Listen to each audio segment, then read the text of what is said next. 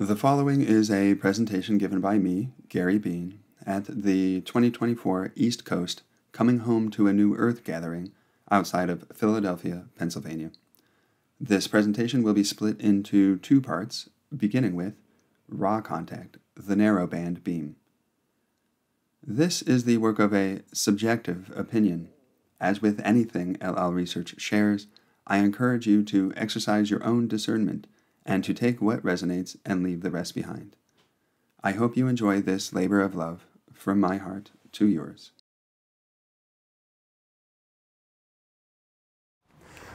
A question for you. What was the raw contact about? Spiritual evolution. You were at my homecoming presentation. I didn't remember that. Okay, cool. Because you're not getting the answer that I'm looking for, so it is indeed that. Yes, anybody else? What's that? UFOs are indeed featured in the raw contact. I wouldn't put it into the about category so much, but they play a part, for sure, for sure. Is that my one? Yes.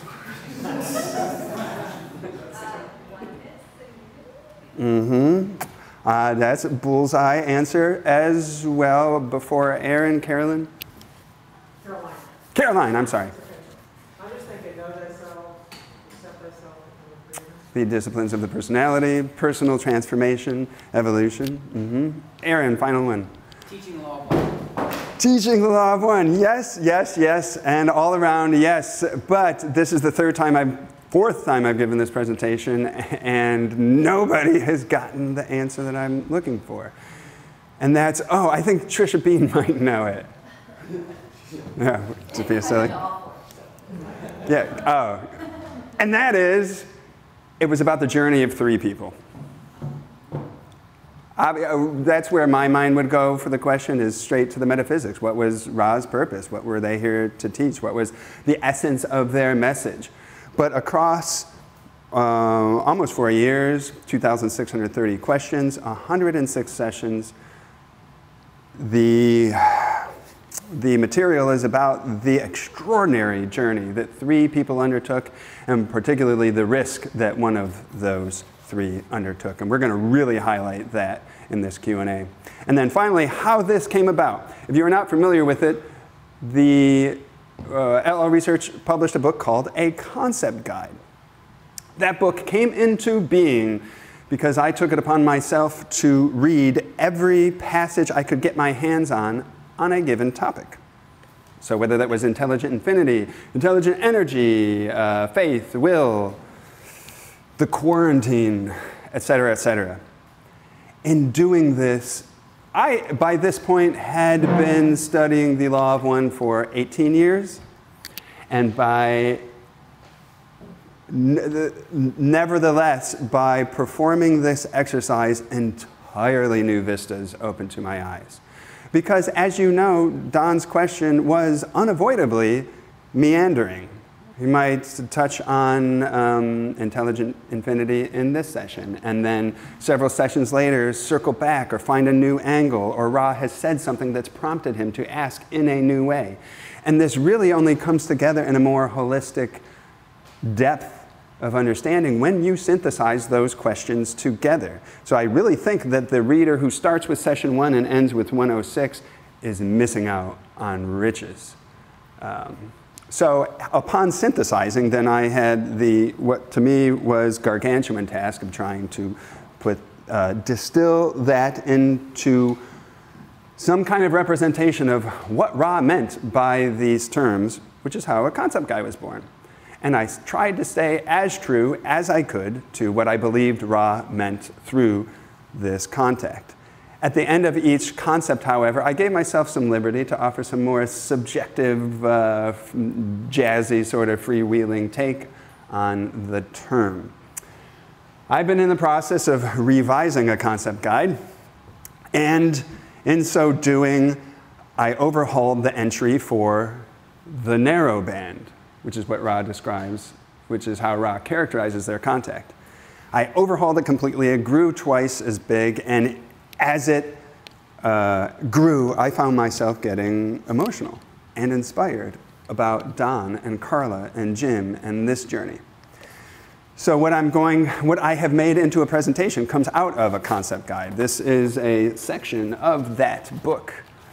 The first part, narrowband, is the entry itself, narrowband. And that's going to be very quote heavy. The second part will be my love note, the author's note, about the metaphorical crib. Now, let's get underway. So, multiple times, Ra described their contact as narrowband.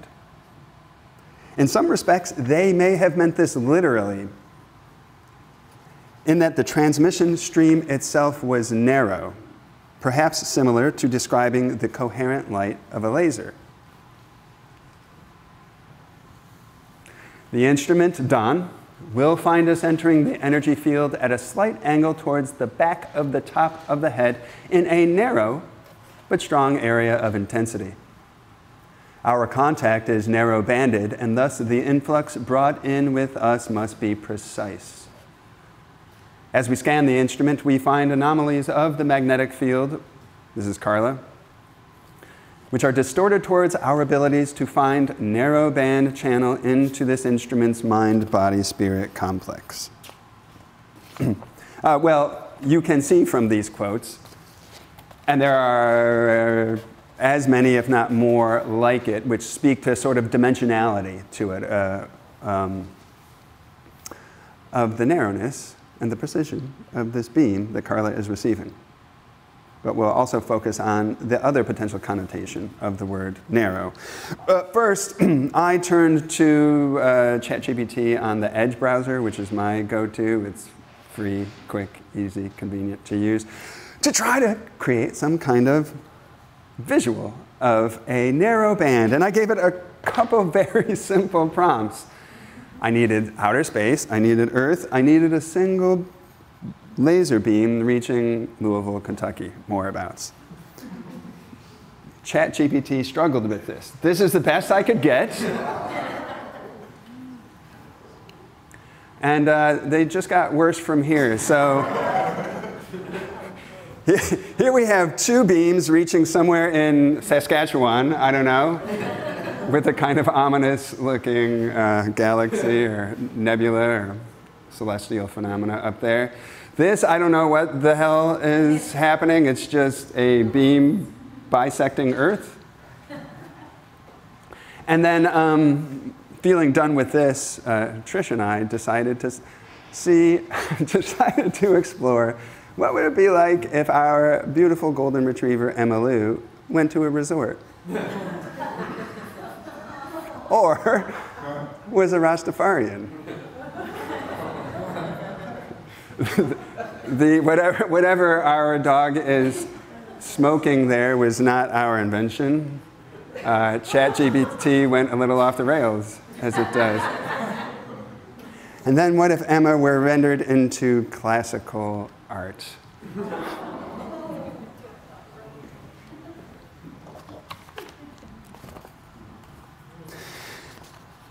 In other respects, Ra says that, quote, this contact is narrowband and its preconditions precise. Meaning that it is not just the beam itself that is narrow, but it is also a narrow or limited set of preconditions that make the contact possible.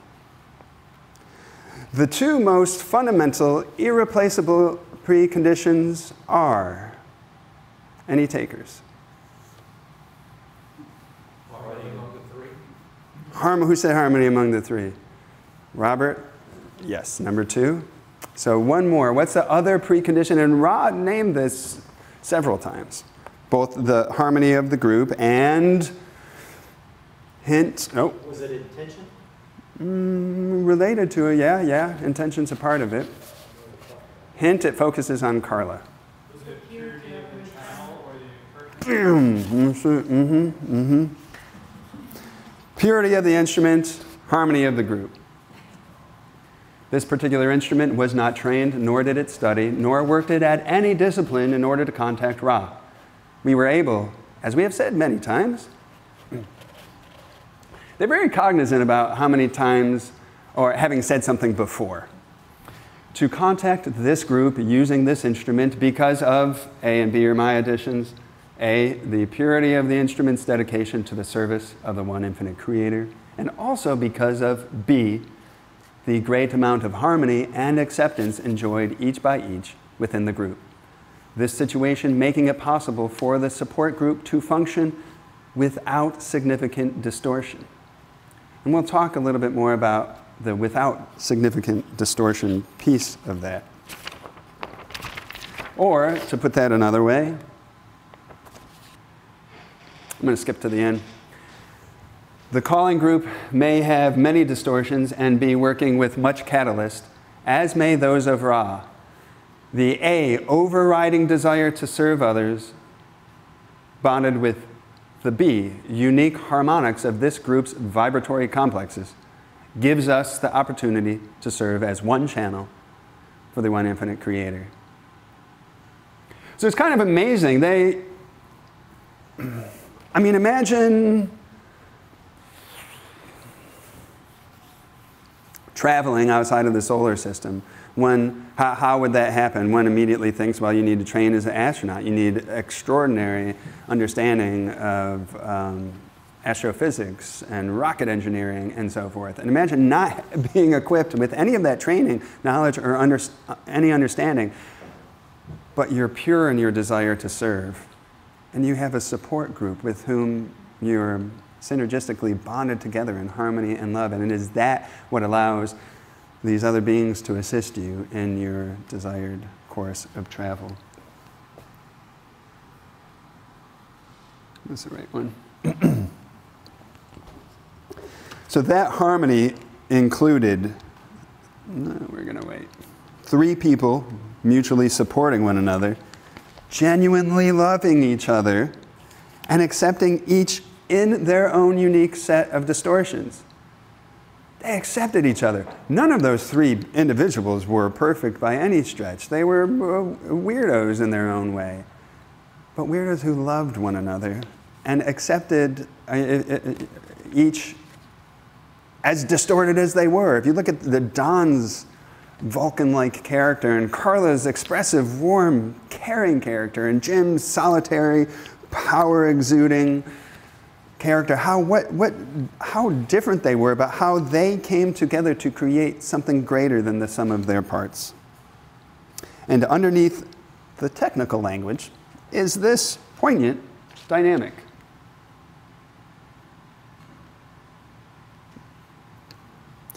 We scan the instrument and find its distortions towards appreciation of Don and Jim's caring, as you may call it. This atmosphere offers the greatest contrast to the discomfort of such psychic attacks, being the reciprocal, that is, the atmosphere of psychic support. This each of you do as a subconscious function of true attitudinal, mental, emotional, and spiritual distortions towards this instrument. And one of the best lines of the Raw contact, there is no magic greater than honest distortion towards love. So this is a very raw way to say that these other 2 people, Jim and Don, are dedicated to Carla. And in an unmanufactured way, in an effortless way, love her.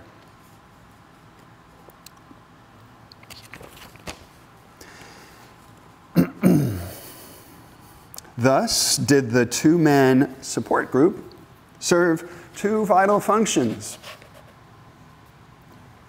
both of which can be identified in 2 words, well, 1 word each. What were the 2 vital functions of the support group for the undertaking of the Raw contact?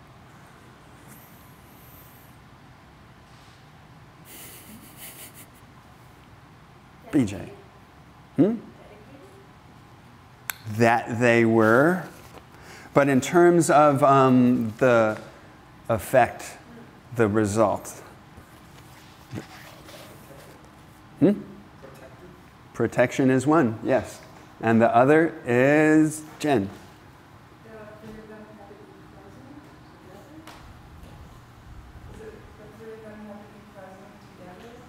Yes, that's a true statement. All three did indeed need to be present. But because of Don and Jim's presence, both during the contact and in their larger shared life, they were able to do two very important things for the contact. One of which was protection. The other is replenishing energy. Energizing. Yes. Protection and energizing. In the latter activity, that is energizing, the instrument was vitalized and received transferred energy from Jim and Don, most potently and directly thanks to bang chicka bow wow, yeah.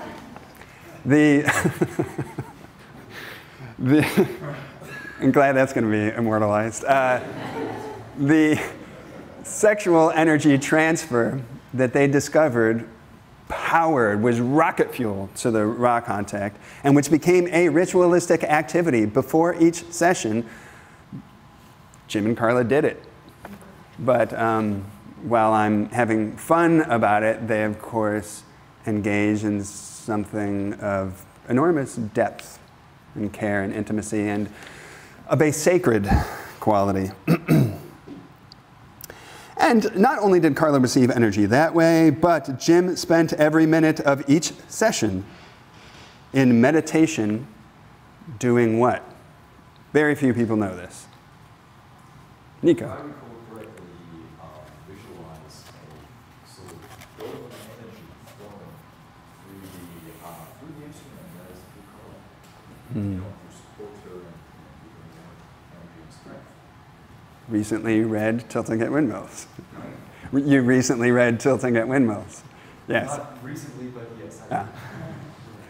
100% correct. As Nico said, Jim,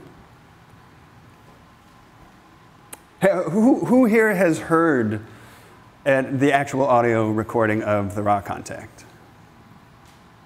Majority of people. If you haven't, just to touch into the authenticity of what transpired with these three humans, it's extraordinary. Listen to 5 minutes of it, because it becomes apparent just how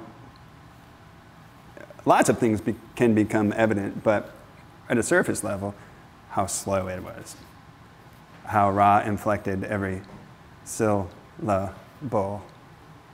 with great gaps in between. And Jim spent the entire session perched on this chair. Jim has, to this day, excellent posture. Sitting upright in meditation, and he, as Nico described, he would visualize light.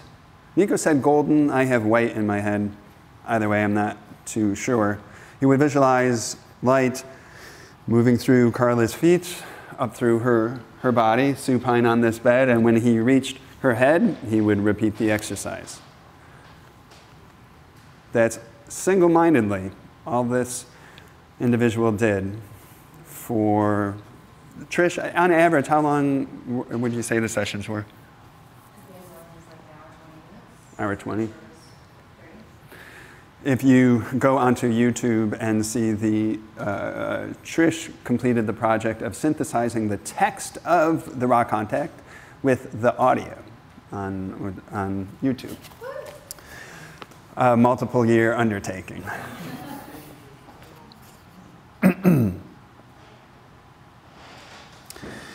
So mechanical concerns, such as the need to exclude all unnecessary electrical devices and electromagnetic energies, formed another precise precondition. But the focus of the questions themselves was a much more critical precondition in this narrowband contact. If the group had chosen to place heavy importance upon specific or transient information, then the narrowband would have been lost. It is quite precisely correct that the level and purity of this contact is dependent upon the level and purity of information sought. Thus, the continued request for specific information from this particular source, that would be Ra, is deleterious to the substance of your purpose. This is another longer quote, and in the interest of time, won't read it all, but it is that gorgeous quote that ends with Ra saying, "Why then be concerned with the grass that blooms, withers, and dies in its season, only to grow once again due to the infinite love and light of the one Creator?" This is the message we bring. Each entity is only superficially that which blooms and dies. In the deeper sense, there is no end to beingness.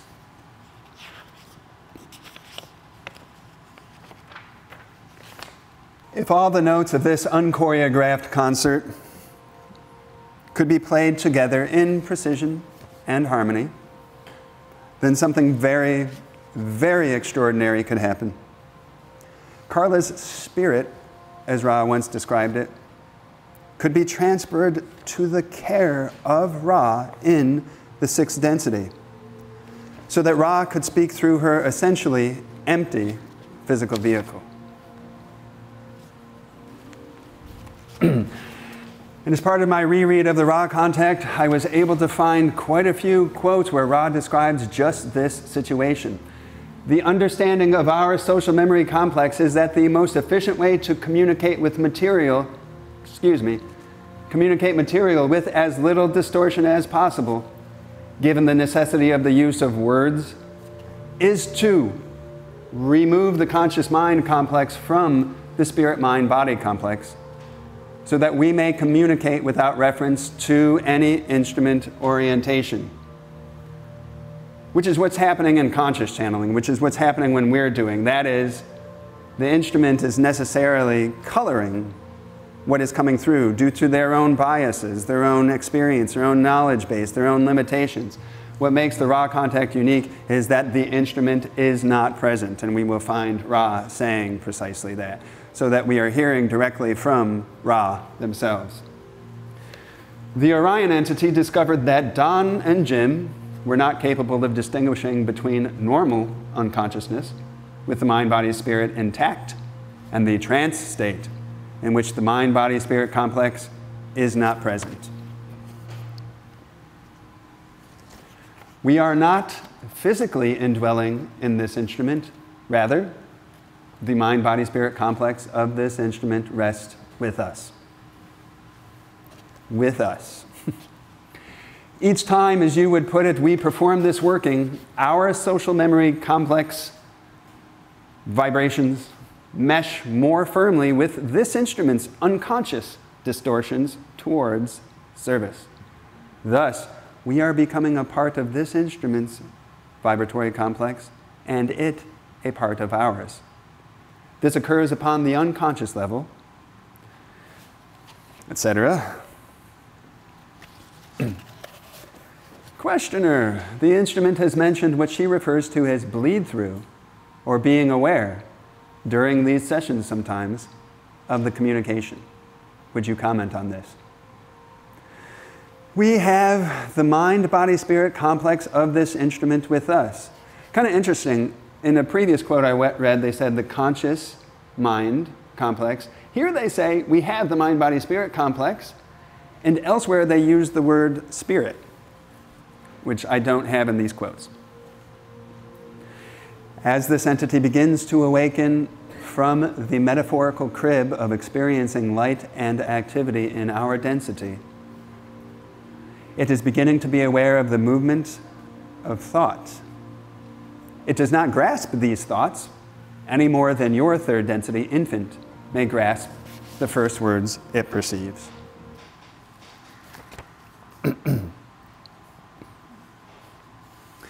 So, however a sixth density civilization made it work, it required a high degree of precision. Precision permeates every corner of the Ra contact, from Ra's meticulous word choice, to the clarity of their message, to the, as we explored, prerequisite conditions of the contact, to the mechanics of its conduct. The precise calibration and conduct of the contact is eloquently articulated here.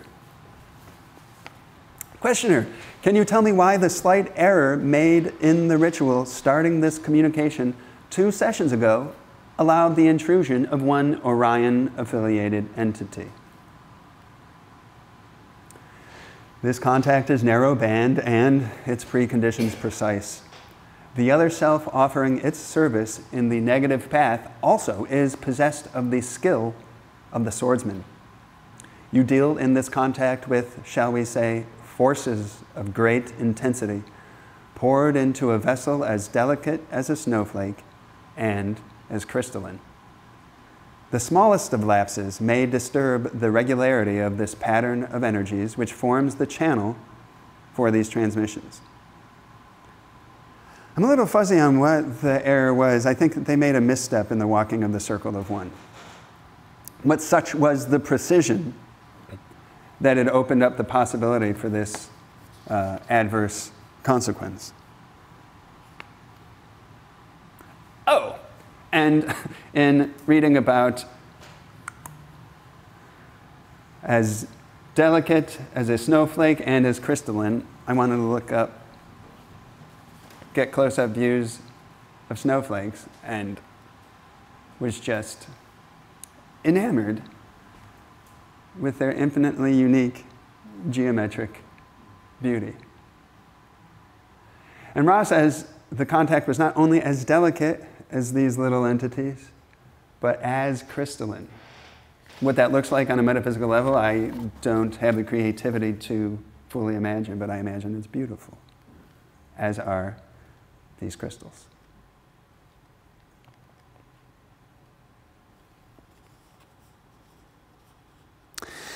At the levels of intensity of the Ra contact, incredible care had to be taken at every step, as we explored. But, without sacrifice to the creative and balanced flow of harmony, laughter, merriment, mutual support, and shared experience. This undertaking was not severe. The consequences couldn't be more severe, and we're going to explore those. But it wasn't grim. They had a good time. The instrument is under a most severe psychic attack. She is bearing up well due to replenished vital energies and a distortion towards a sense of proportion which your peoples call a sense of humor. We find the wariness of the group well balanced by its harmony. That wariness shall continue in any future circumstance during your incarnations. Therefore, look you to your love and thanksgiving for each other, and join always in fellowship, correcting each broken strand of that affection with patience, comfort, and quietness.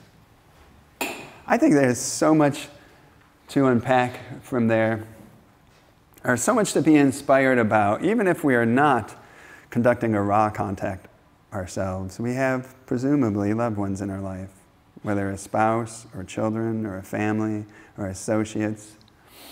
And we find the Creator, we find ourselves, and we find magic through these energies described by Ra here. The love and devotion of this group misses nothing. Be at peace. There is some toll for this work. This instrument embraces this, or we could not speak. Rest, then, in that peace and love, and do as you will, as you wish, as you feel. Let there be an end to worry when this is accomplished. The great healer of distortions is love. So, what also? Oh, before moving on, when I gave this presentation for the first time at homecoming, Jim was there, and he said it was the best presentation about the narrow band contact that he had ever seen, and also the only one. And at this section, I think it was the only time he proactively spoke up and said one of his tasks given to him by Don was to come up with a pun once per month. So I found that amusing and endearing, and also gave me the impression that they must have been a riot during the rock contact at the rate of 1 pun per month. So in my reread of the raw contact that led to the revision of the narrowband, and then my author's note, and then this presentation, I also came across a lot more passages about Ra's search for the group and something of their half of the experience, which is what this section is, the spectrograph. We may say, once again, 2 notes. Firstly, we searched long and long to find an appropriate channel or instrument and an appropriate support group. If this opportunity is ended, we shall be grateful for that which has been done, but the possibility-probability vortices indicating the location of this configuration again are slight. Secondly, we thank you, for we know what you sacrifice in order to do that which you, as a group, wish to do. Consider the process of one who sees the spectrograph of some complex of elements. It is a complex paint sample, let us say, for an easy metaphor. We of Ra knew the needed elements for communication which had any chance of enduring. We compared our color chip to many individuals and groups over a long span of your time. Your spectrograph matches our sample. So probably somebody like Scott would be far more qualified to describe what a spectrograph is, but upon some layman-y sort of research into a spectrograph, it is a means or a device that bounces light waves off of an object and then measures the wavelengths that come back, and through that measure is able to tell what the constituent elements of that object are. And this apparently is a sample of a spectrograph. So something was analyzed through the spectrograph, and then it returned that it has, I'm rusty on my spectrograph reading, but this object contains helium to this degree, and lithium and oxygen, and so on and so forth. So Ra uses this as a metaphor to describe how they were able to see Don, Carla, and Jim, and then say, okay, they've got this blue, they've got this green, this little bit, this yellow over here, and here's our spectrograph, and these two can overlap harmoniously, such that communication can flow back and forth, and we can maintain this contact on a stable level. Our choosing of the group to do some work to serve others was of an intensive nature. Each present sacrificed much for no tangible result.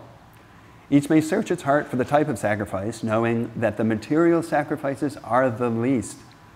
The intensive commitment to blending into an harmonious group at the apex of sacrifice. And here again is this theme of learning to not only get along, learning to love one another across our obvious differences and disparities and inequities in ability and perception.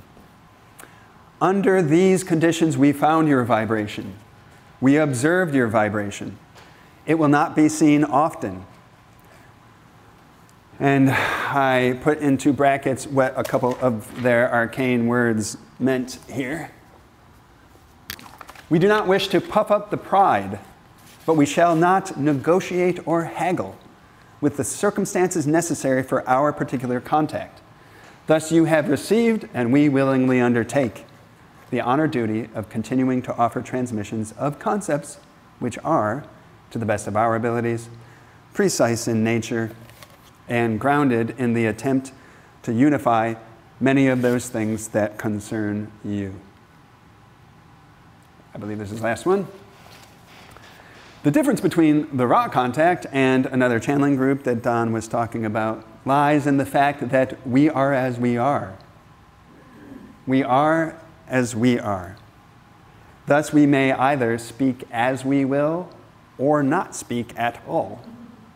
This demands a very tuned, shall we say, group. This presentation continues with The Metaphorical Crib, Carla in 6th density. As I mentioned, this book, A Concept Guide, includes author's notes that gave me some space and license to be a little bit more subjective in offering some personal opinion. And upon revising a narrow band entry that we just went through, I found myself, my heart opening and fanboying out really hard on the raw contact. And I wanted to express love from a place of inspiration. So I wrote most of this in one night. It's been refined. This is my author's note that I've titled The Metaphorical Crib. And this is going to be, you're going to be treated to some really cool videos here. And it's going to be a lot of me reading from my paper.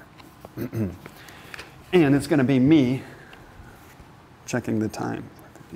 Sweet.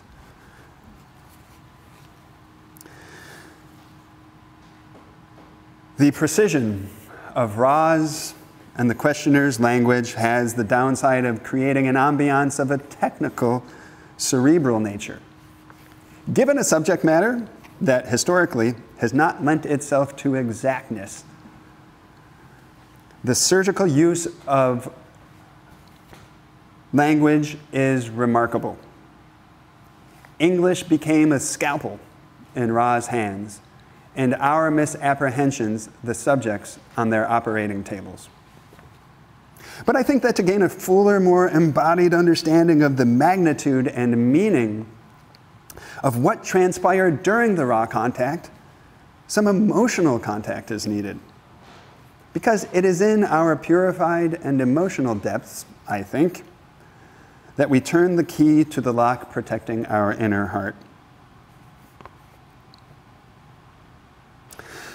One entryway into this singular moment in human history could come via poem or song, neither of which are this author's forte. Another could come via the power of narrative, particularly the movie, also not a forte. But when I try to conceive of this special moment, I imagine this absolutely extraordinary experience from the perspective of those of Ra. There they are in their 6th density reality, utterly incomprehensible and indescribable to our physics and comprehension. Through an agreement of mutual free will bonded together in total and pure dedication to service to others, they have a delicately held female 3rd density entity of a type so thoroughly crystallized in dedication to service that even to Ra, I imagine she emanates an angelic aura. 3rd density entities do not cross the boundaries of the upper densities for visitations. Even were we a spacefaring race, or one making regular TripAdvisor approved excursions into our own inner planes, we would still be confined within the limits of our own 3rd density universe. But in this very, very unique circumstance, unique not in Earth history alone, but presumably uncommon across the galaxy universe, rather generally, unless on some planets channeling 6th density entities is equivalent to bowling night. One human braved the unimaginable by placing herself completely in the hands of an intelligence she could not see, in the faithful trust of these beings of light, and in trust of her 2 dedicated companions, in an act that is literally the essence of faith. In this endeavor, she not only risks her life 106 times, not only loses nearly all of her functional body weight, case in point, Jim said she got down to 86 pounds, 84 pounds, not only becomes the primary target of a determined and fierce negative greeting, Carla risked losing her soul, I think is the best way to describe it. To be deceived into entering, quote, negative time-space sounds like some super bizarre sci-fi plot twist. The technical nomenclature adding little to the emotional connotation necessary to convey just how monumentally fucked this scenario is for being with a living heart. We, researchers, are not in the habit of dropping F-bombs, but if ever there were a scenario that merited it, it would be this. One way to frame it is to see that this person who loves companionship, sunlight and gardens, mutual lovemaking, dancing and laughing, radiating freely in service to others, this person who is sensitive to suffering, who is a positive adept, this person is thrust into a prison of the ultimate darkness. She would not only be allowed no phone calls to her loved ones, she would be irrevocably severed from everyone and everything she loved for eons of time. Everything, and I mean everything she loved, would be unavailable to her. And not just until she died and was reunited on the other side to begin anew in the sunlight in her next life, but for dimensions of evolution and unknowable thousands of lifetimes. Carla would move into a darkness where exactly 0 people loved her, appreciated her, or wanted to support her. She would be surrounded by an entire society bent upon subjugation and enslavement. Whether that would come with torture, harassment, sexual abuse, I have no idea. But I imagine no trick in the book goes unused, and there is no shortage of time. She would not have a friend in the universe, at least not one that could reach her in any meaningful way. And then, worse, believe it or not,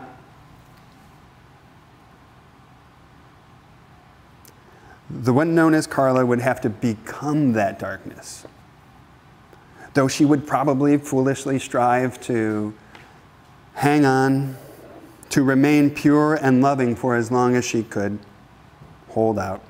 Inexorably, she would need to crush whatever love remained in her heart in order to serve the call of dominance and cruelty as her sole means of advancement. There is no rescue plan, no plan B, no Hollywood ending, no other fork in the road to take. It is a long, one-way street. Few people have the opportunity for heroism on this level. Even Ra makes a rare judgment call, describing how death would be the far better option. We may note that our pause was due to the necessity of being quite sure that the instrument was safely in the proper light configuration or density before we dealt with the situation. Far better would it be to allow the shell to become unviable than to allow the instrument to be, shall we say, misplaced. An unviable shell is what we call death.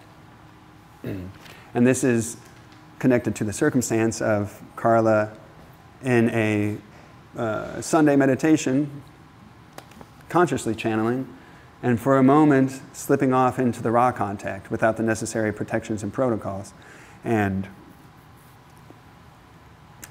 being attempted to be lured away by that skilled swordsman into negative time-space. But luckily, as you may remember from the raw contact, Ra says, our brothers or sisters, our companions, Latui, were able to guard the boundaries and keep Carla from being so misplaced.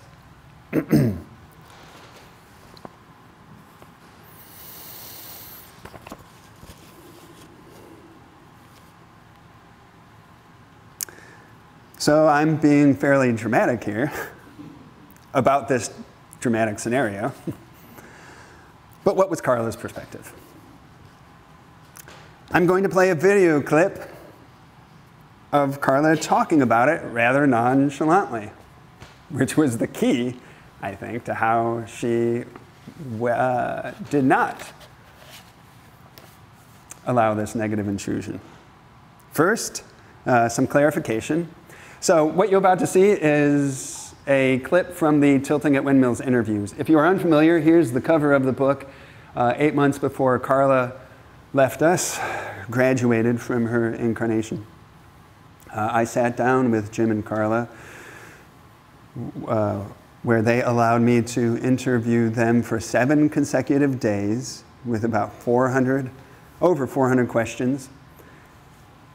That allowed me to systematically map and document the biography of LL Research with special focus on the raw contact and their personal journeys, with the main objective to be to give them the space to tell what I think is a worthy story of telling and what is a very, very unique story to tell for readers and particularly for future generations. So, some further background context. In 2011, this interview was conducted in 2014. In 2011, a few years prior, a couple of her vertebrae were degenerating, and the doctors told her that, well, if you want to sustain the ability to be mobile and to walk, you're going to need to fuse 2 of those vertebrae together, a spinal fusion surgery. So she went in, and following this advice, the surgery itself was a success, but as you can imagine, they had to cut open her lower back in order to reach her spine. That surgical opening never healed over the course of the next 4 years. I got to see it just once, and it was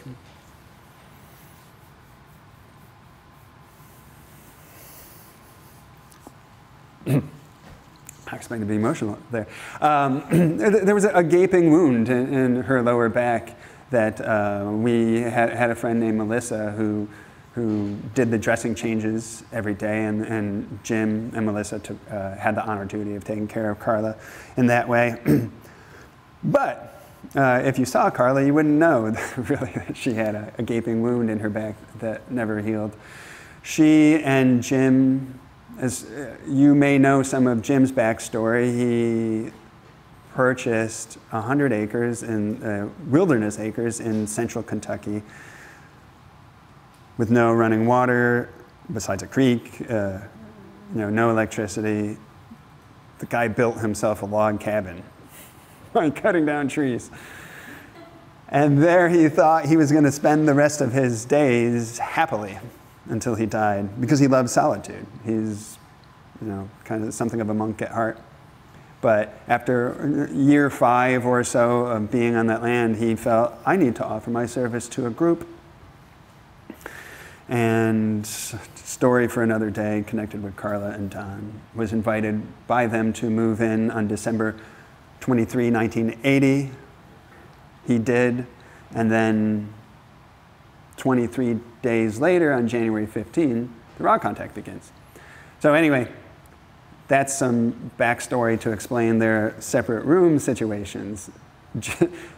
Jim had made a sacrifice. Ra talks about the sacrifices that the group made, the material being the least. This was part of Jim's sacrifice, to give up his love of solitude, his desire for solitude, to live with other human beings in a shared house for a shared mission. So in order to maintain a little corner of his solitude, he had a separate room on the first floor where he lives now. Carla had a room up on the second floor. During the raw contact, they all 3 had separate rooms, Don, Carla, and Jim. Jim had his own wing. But the house that Don bought is the one that they've lived in since 1984. Jim on the first floor, Carla up on the second floor. He would go lay up with her as they watched TV till she fell asleep. In her final years, she used to love NCIS, which is like a sort of true crime show. Star Trek, too, of course. She would fall asleep, Jim would return to his room, and that was their situation for decades. And then, due to the spinal fusion surgery, they got a really nice hospital bed, put it in Jim's room, and Carla stayed in that room with Jim, day in and day out, and she didn't leave really anymore unless, except with aid to go to, say, doctor's appointments. And you'll read in Tilting at Windmills how Jim saw it as symbolic of opening his own heart even more deeply and truly to Carla. By letting Carla into my solitary space, which is represented as my room, I am opening up my heart to Carla. And Carla, meanwhile, is learning how to accept love more fully. And it's really poignant, really beautiful. Anyway, sorry, I'm really getting deep into the backstory. So what you're about to see is Carla in her hospital bed, Jim in his bed. And because of where I had to cut it, you'll see Carla looks like she's just off in dreamland with her eyes closed. It's a recurring feature of these interviews, as Ken knows, because Ken is the one that filmed this. He was just getting started in videography, or closer to the beginning. And it looks like she's off. But time and again, she was still tuned into me, and she would come back to and be sharp as a tack. And you wouldn't know that she was on significant pain meds with a gaping wound in her back. And that's all the backstory you need. This sounds like a really tightrope to walk. Did you feel under a sort of pressure during or between the sessions? We more had the bliss of the fool. I didn't feel, I don't think Don and Carla felt pressure. We were aware that harmony was extremely necessary. And we entered into that harmony gladly. Yeah. I felt very protected and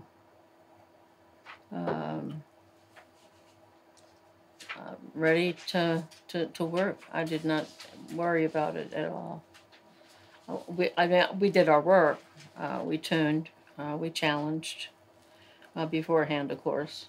I couldn't do it at the time because I was asleep, but, you know, just in general. And I was very lucky to have been able to do a physical, conscious challenging that first session, because that reassured me tremendously. I knew who I was.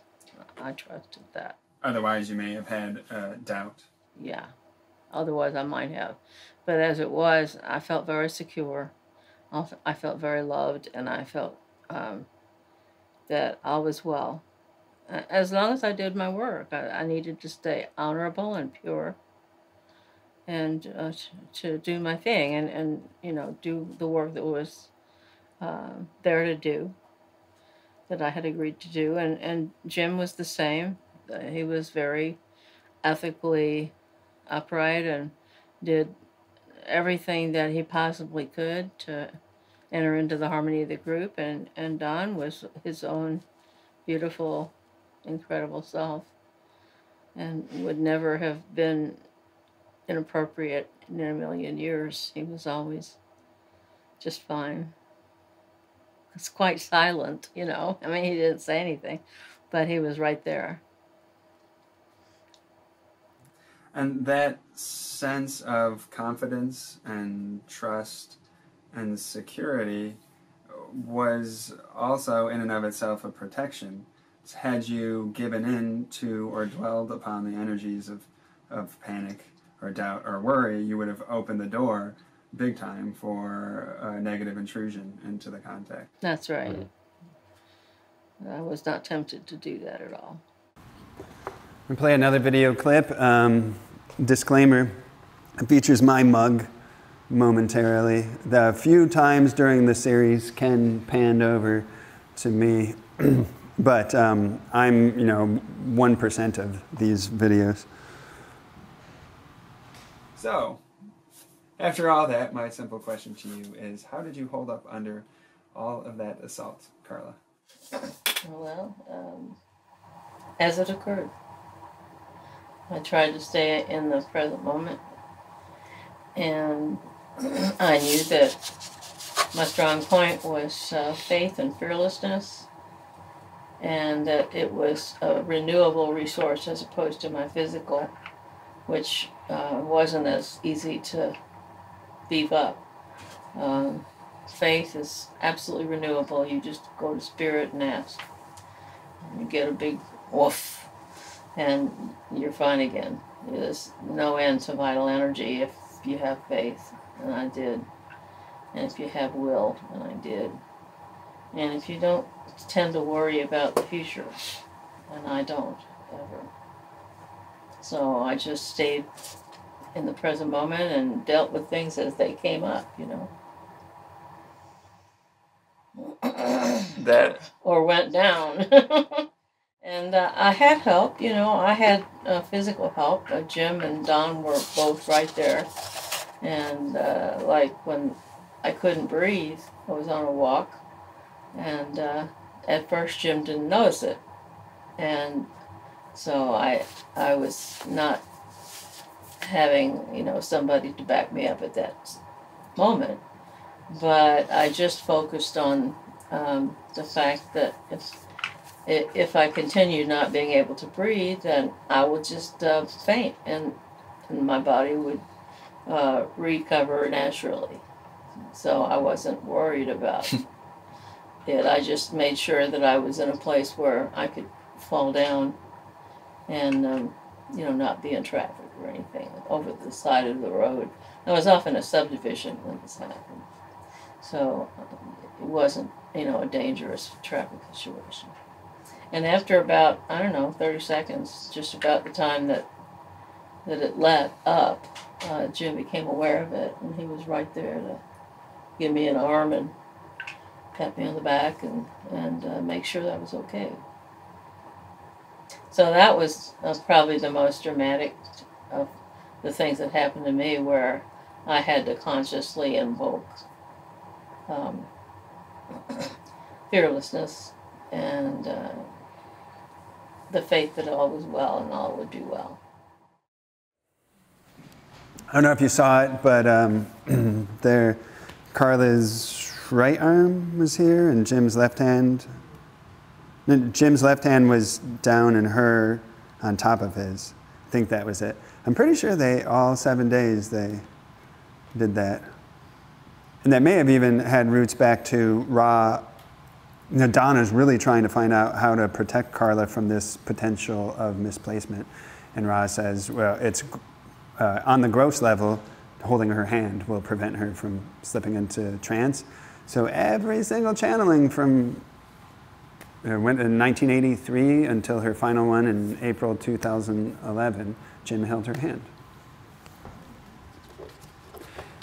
So risk and reward seem to have proportional relationships in the creation.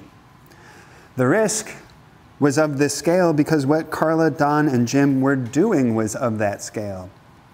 If you are going to open a portal to 3 evolutionary levels beyond our own, so that a narrow band ray of light, the nearest that we've come to a direct transmission from source itself, may penetrate the illusion and answer the questions that have confounded humanity since time immemorial, and help to heal a troubled world, then the fairy's toll will be commensurately steeper. There is no experience which is not purchased by effort of some kind, no act of service to self or others which does not bear a price to the entity manifesting commensurate with its purity. So the gravity of the undertaking sufficiently established, we return to try to wrap our heads around the extraordinary nature of this journey that these 3, Carla in particular, undertook. And there will be some more Tilting at Windmills video, too. I'm in search of some illusion, metaphor, or analogy. I think of James Cameron's 35.7 thousand foot dive to the deepest point in the ocean in the Mariana Trench. Or better, the Apollo moon landings. Both share characteristics with Carla's journey in terms of the enormous courage necessary to venture into the dark unknown in service to a cause greater than themselves. All 3 missions returning from the extremes with new insight, information, and perspective. But whereas the Deep Sea Challenger and Apollo missions were the fruit of unmatched achievements in science and technology, not to mention massive efforts of human coordination, with equivalent amounts of financial resources, Carla's was, by contrast, save for a few cassette recorders, an exercise in the technology of consciousness. Moreover, it was supported only by 2 other people who, with a lot less cash, were alongside her through every step, but who, like the specialist at Mission Control, ultimately couldn't go with her through the portal. She alone braved that great journey.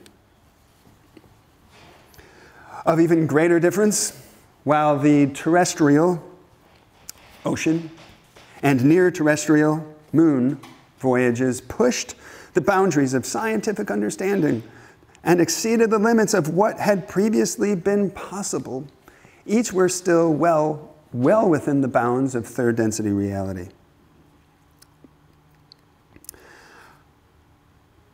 And while both returned with philosophical implications for our lives, particularly the moon landings in shaping how we saw ourselves and the planet, neither plumbed the metaphysical or spiritual depths or the nature of reality, evolution, and the infinite one creator explicitly.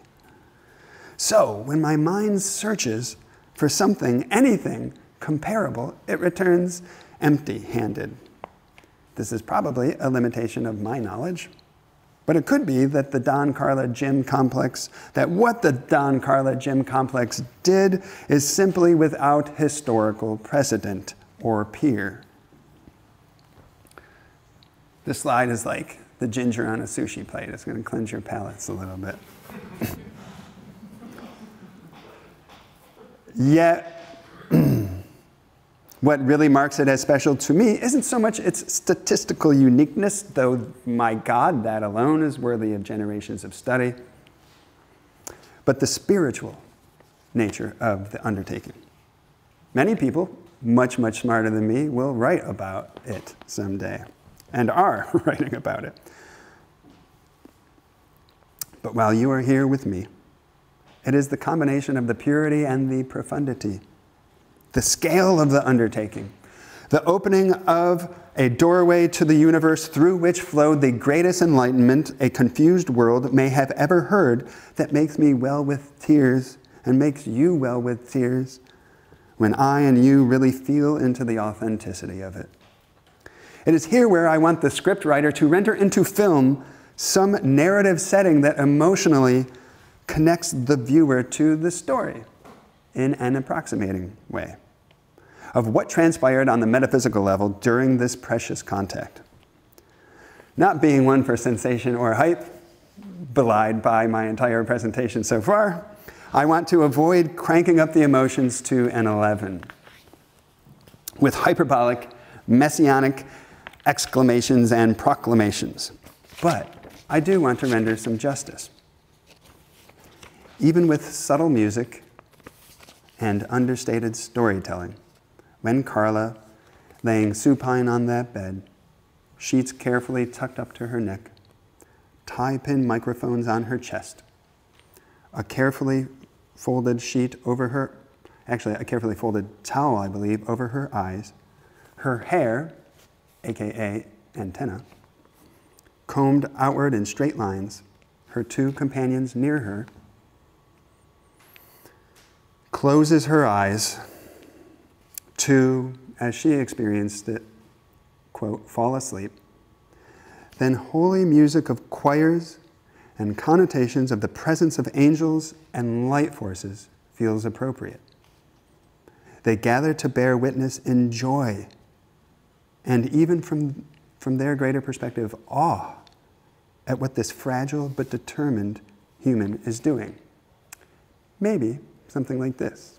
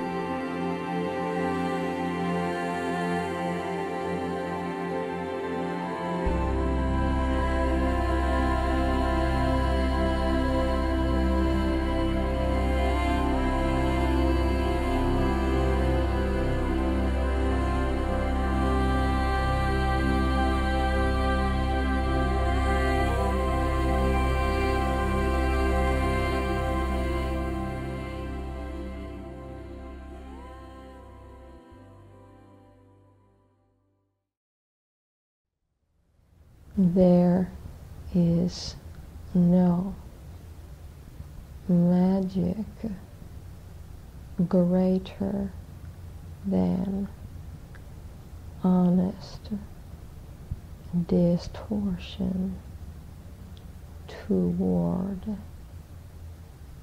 love.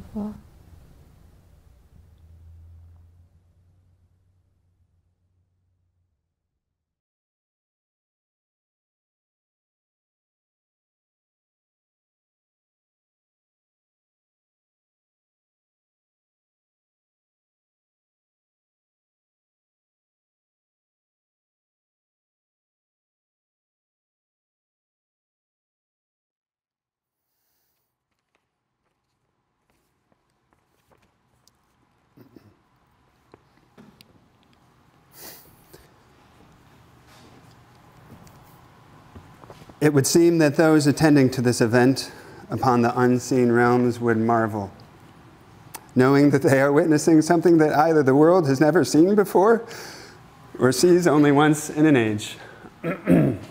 As Ra shares here, a portion of the Creator rejoices at your choice to question us regarding the evolution of spirit. Upon the many other planes of existence, there are those whose every fiber rejoices at your service.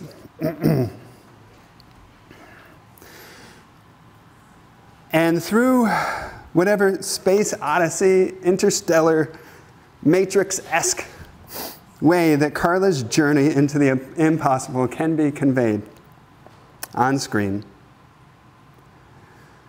the wonder of it all should continue when she is with those of Ra, held, loved, and protected exquisitely and carefully in their sixth density reality. I would assume that her spirit would retain its native form in this very strange land, whatever form a spirit takes on. And while we wouldn't want to take many creative liberties in assigning to Ra forms, a form, and feelings, I think it's safe and appropriate to convey their own unbounded gratitude for the opportunity to transmit their distortion-reducing message and to have this particular spirit in their care. The music should continue. Sam Womelsdorf, who some of you know from the Louisville homecomings, asked ChatGPT, I don't know what his prompts were, but to try to make Quo, create a visual rendering of Quo, and this is what ChatGPT came up with.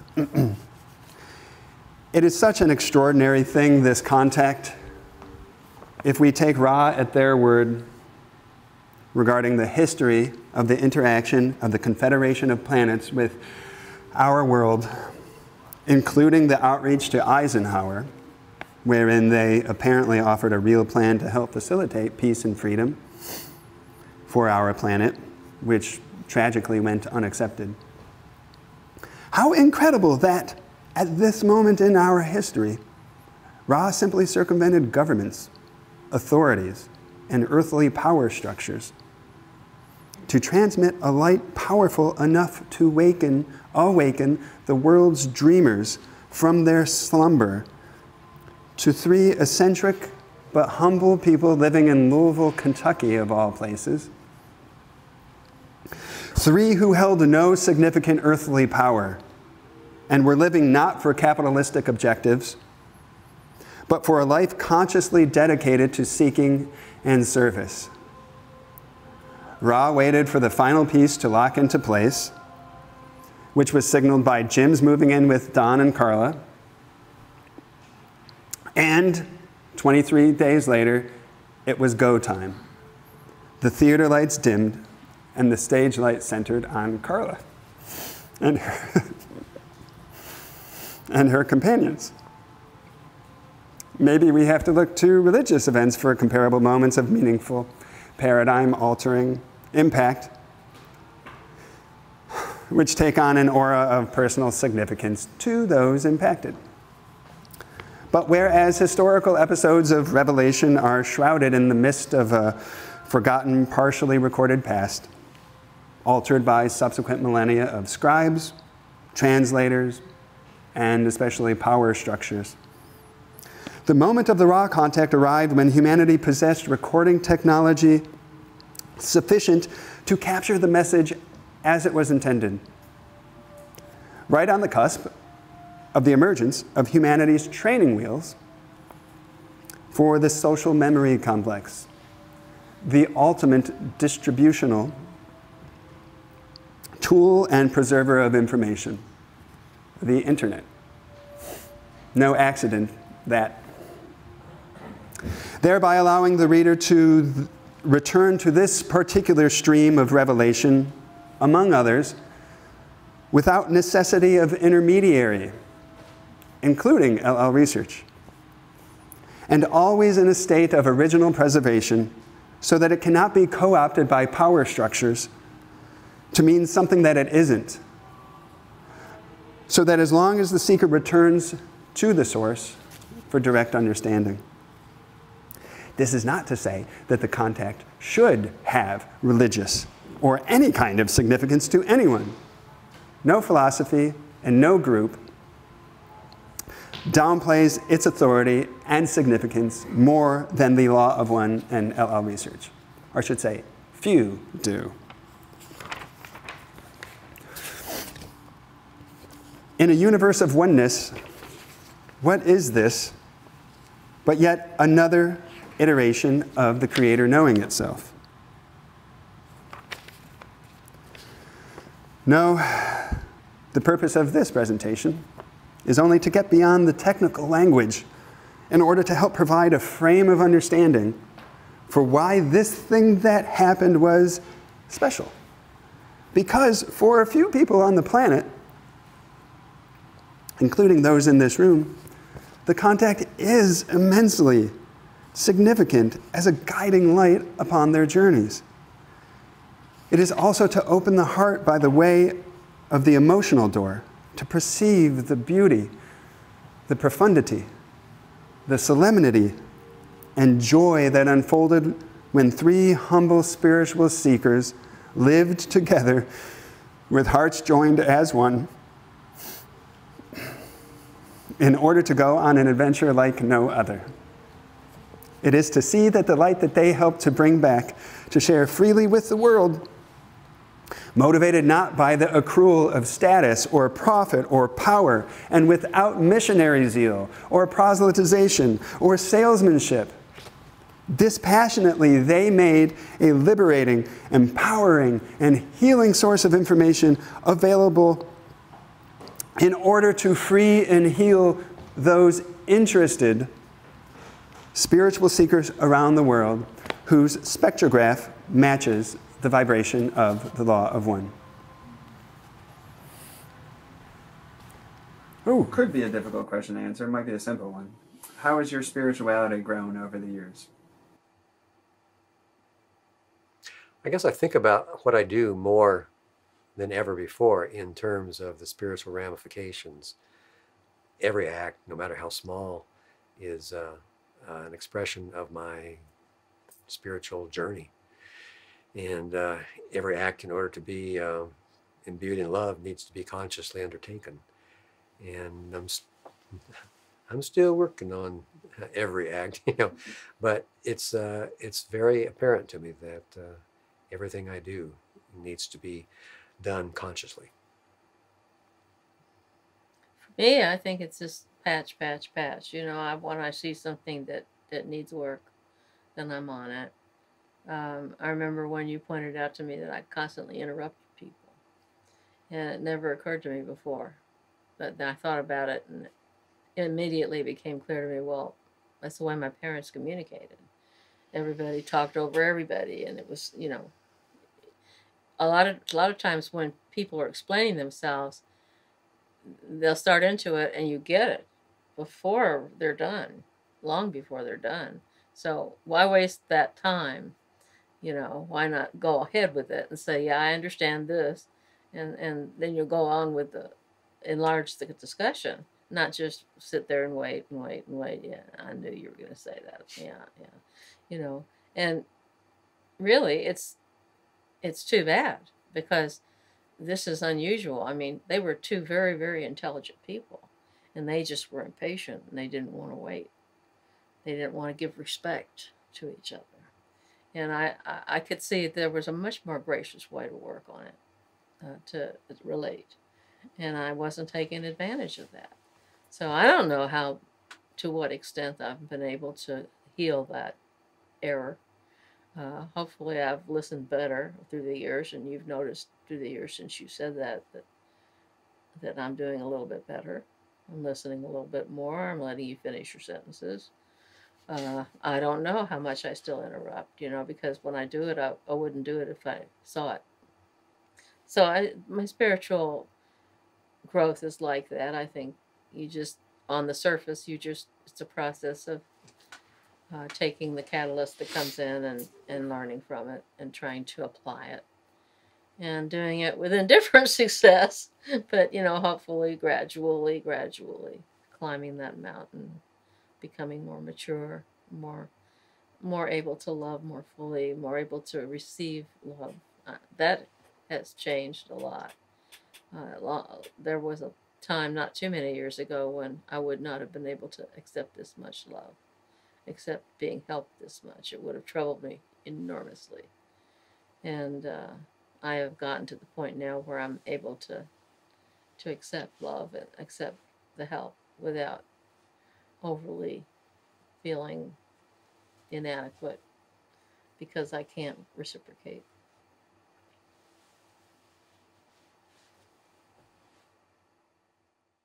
This question is answered least in words. This question is answered in one's heart. But for what it's worth, how do you experience the one infinite creator in your life? Well, the easiest way for me has been in the primal nature environment. The priest that married us at Carla's church described me as a spiritual pagan. That's pretty close. He said it positively. He was complimenting me. He says, "You don't need a church. Your church is in the woods." And that's pretty true. But I also, I guess the more mature I get, I see the Creator in other people. When I really stop to think and I reflect upon somebody that maybe I'm having a relationship with, customers that used to be, or people I meet, everybody is the Creator. And that's becoming more and more apparent to me. But the easiest thing, like I said, is for me to be outside. I always take a walk around the outdoors somewhere around between 9 and 9:30, just kind of in the dim light, and feel the place, the presence of the place. It seems to have a lot more magic that's apparent to me in the dim light. I'm not sure why. So. Well, it's that time of day where it is magical, or Yeah. It's a switch from day to night or night to day, where the nature spirits, some of them are going to sleep, some of them are waking up. Yeah. So it's very psychically exciting. Yeah, I think you're right. For me, there was a song the Cars sang, "Every move you make, every step you take." And, that song is kind of spooky. But, like, I'm stalking you. Yeah, but it's police. like me and spirit are like that. I see it everywhere. I see spirit everywhere. And that's just gotten more profound as I get older. Every day is such a gift, and I almost want to say a redundant gift, because how can you get more beautiful? But it does. The flowers Jim gives me, every petal of those flowers. I mean, my heart is open to everything, and I'm so glad. I think that one blessing of old age, and at 71, I think I could speak at least on the threshold of old age, is that you see. Everything's so distracting when you're young, and it's hitting you so hard, and you're trying to keep up. But as you get older, you sort of settle in, and you see better. You sense better. Spirit is closer. I'm grateful for the age. I hope that I live a long time. You know, 100 would be good. I'd be glad to do that. And just spend that time keeping my heart open and doing the job of helping to lighten planet Earth. It's what we came to do. I'm glad to do that job. You know, I'd like to get back to writing and stuff, but we'll see what happens. It's not possible right now. I can't even see. I can't type right now. I can't see well enough to work on writing and stuff. So I have to let that go and just be. And I'm glad to do that. When you guys look back and reflect upon your life, what do you see? What do you feel? Absolute perfection. I'm so grateful for all of it. I feel so blessed. It's been a wild walk. And not predictable, but oh, so rewarding. I couldn't possibly have had a better walk through life, or known better people, or had more wonderful experiences in all kinds of environments. I feel like that I've been blessed. A real blessing along the way. The path has always been pretty obvious for me. I haven't had to wonder a lot about what step to take next, and I think that's a real blessing. I'm aware of so many people that have written into us over the years saying that they really didn't know what to do next. And I think that's part of figuring out what to do next. But for me, it was a process of just taking another step and keep going. And like Carla says, it does look like, in retrospect, you know, it was perfectly planned and carried out.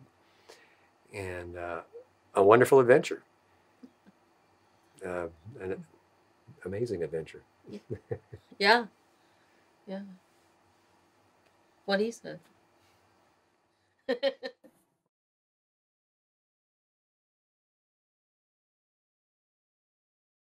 This concludes my presentation.